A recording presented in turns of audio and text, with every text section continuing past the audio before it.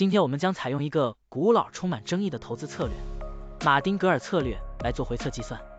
股票市场中，马丁格尔策略就是在股价下跌时增加投资，以较低的平均成本获得更多的股份，然后在股价上涨并达到盈利目标时，一次性卖出获利了结。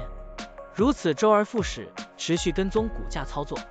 现在，我们就设定一些参数，让 Stocktiny AI 帮我们生成程序，对亚马逊 AMZN 进行回测计算。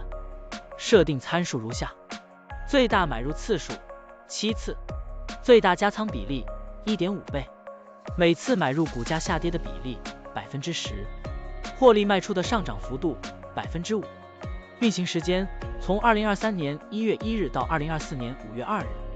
交易手续费设定为 0.10%。好了，按照上面的设定，程序运行的结果是累计交易29次，期末持仓价值10.3295.62元，盈利 3.30%。相比持仓不动，多盈利负 111.95%。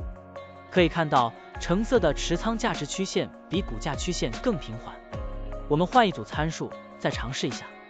最大买入次数5次，最大加仓比例 1.5 倍，每次买入股价下跌的比例 8%， 获利卖出的上涨幅度 3%， 这样就可以得到新的回测结果。累计交易53次，期末持仓价值10.9543.39元，盈利 9.54%。相比持仓不动，多盈利负 105.70%。股票的波动特性不一样，盈利效果就不同。参数设定不同，盈利效果也会不同。怎样找到最优的组合呢？请评论区留言，让 Stocktiny AI 来帮助你。股票调优 AI， 利用 AI 技术赋能您的股票选择与操作。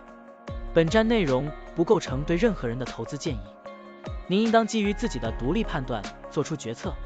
扫描二维码获取文字稿，欢迎点赞、评论、转发。